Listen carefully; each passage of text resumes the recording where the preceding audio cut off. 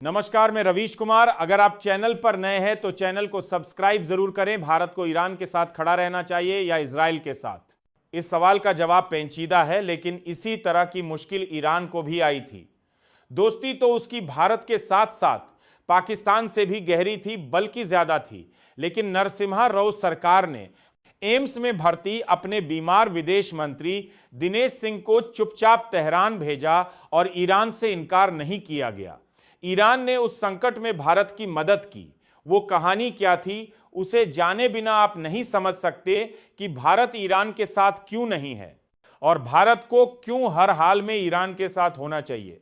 सोनिया गांधी ने दी हिंदू में 1,00,000 लिखा है और ईरान पर हमले के लिए इजराइल की निंदा की है। गजा में हो रहे नरसंहार के लिए इजराइल की निंदा की है और दोनों पर चुप रह जाने के लिए मोदी सरकार से सवाल पूछा है।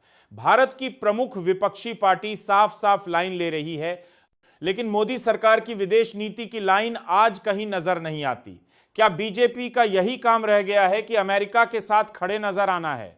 अमेरिका में तो ट्रंप के समर्थक भी इजराइल को झूठा कह रहे हैं, ट्रंप को रोक रहे हैं कि उसके फेर में ईरान पर हमला ना करें।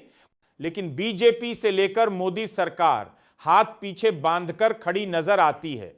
आखिर क्यों भारत के पास गजा में नरसंहार के विरोध में बोलने और ईरान पर इजराइल के हमले की निंदा करने की नैतिक शक्ति नजर नहीं आती? मगर आगे बढ़ने से पहले उस कहानी पर गौर करना जरूरी है जिससे कम लोगों ने सुना है।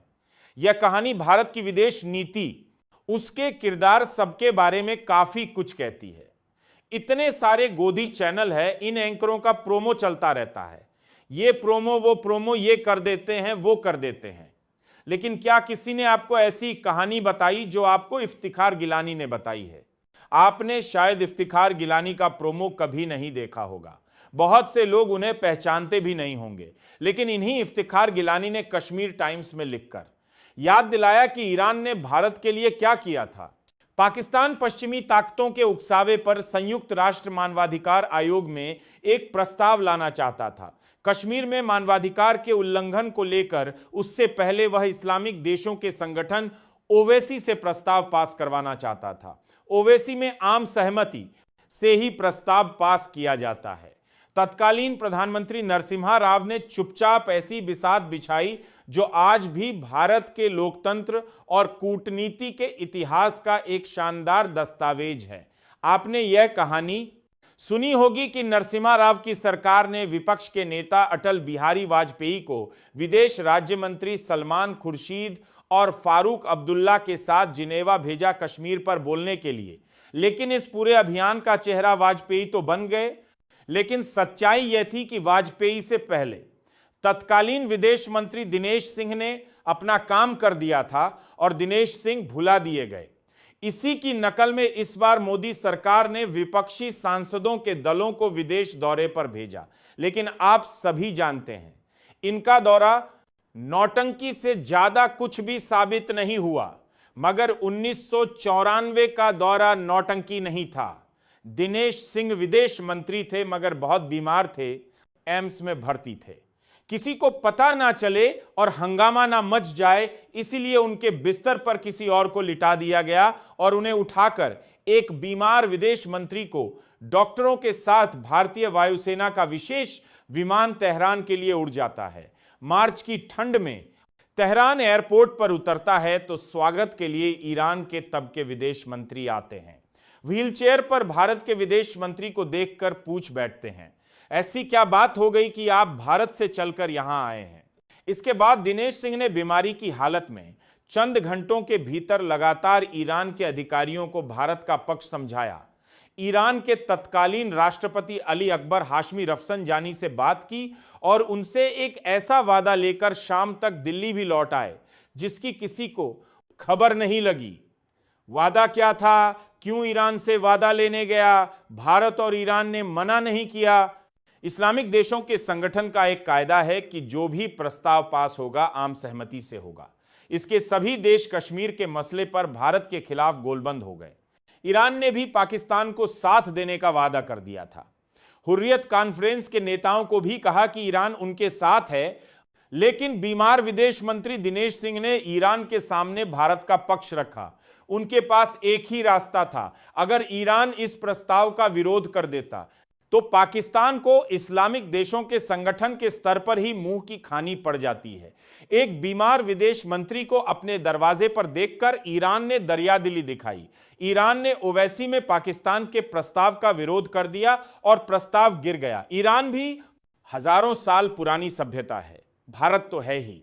दो महान सभ्यताओं के बीच का ऐतिहासिक रिश्ता भी खूब रहा है। हम और आप आज भी फारसी के 2008 में मालेगांव में बॉम्ब ब्लास्ट हुआ और 2006 में मुंबई की लोकल ट्रेन ओ में धमाका। इन दोनों मामले में अलग अलग कोर्ट का फैसला आया है। कोर्ट के फैसले पर तो बात करेंगे ही, फैसले के बाद जिस तरह की राजनीति हो रही है उसकी बात भी बहुत जरूरी है। जिस तरह से रविशंकर प्रसाद ने प्रेस कॉन्फ्रेंस की और सोनिया गांधी से लेकर राहुल गांधी से माफी की मांग की, क्या रविशंकर प्रसाद मुंबई बम धमाकों में रिहा किए गए उन 12 लोगों पर प्रेस कॉन्फ्रेंस कर सकते थे जिन्हें 19 साल की जेल के बाद सबूतों के अभाव में बरी किया गया? मुंबई बम धमाके को छोड़ दीजिए, 1 अगस्त को कर्नाटक की एक अदालत ने प्रज्वल रिवना को बलात्कार के मामले में दोषी पाया। ये जनता दल सेक्युलर के उम्मीदवार थे और इनके लिए वोट मांगने सुना सकते सजा और 17 साल बाद फैसला साध्वी कर्नल पुरोहित सहित 7 आरोपी। बड़ी प्रज्ञा बोली, भगवा की जीत तो आपके सामने। भारत के 4 अखबार हैं, एक फैसला है। 3 अखबार की भाषा एकदम अलग है और इंडियन एक्सप्रेस की भाषा अलग।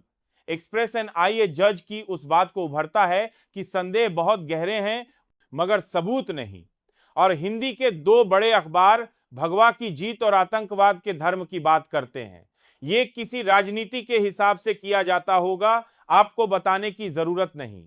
हिंदू अखबार ने हेडलाइन इस तरह से लिखी जैसे अब सब जनता की किस्मत पर छोड़ दिया जाए कि आपने कभी एक ही खबर को 4 अखबारों में मिलाकर देखा है कौन क्या कह रहा है?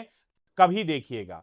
31 जुलाई को फैसला आया, फैसले की कॉपी तुरंत नहीं मिलती है तो मौखिक टिप्पणियों के आधार पर रिपोर्टिंग हुई।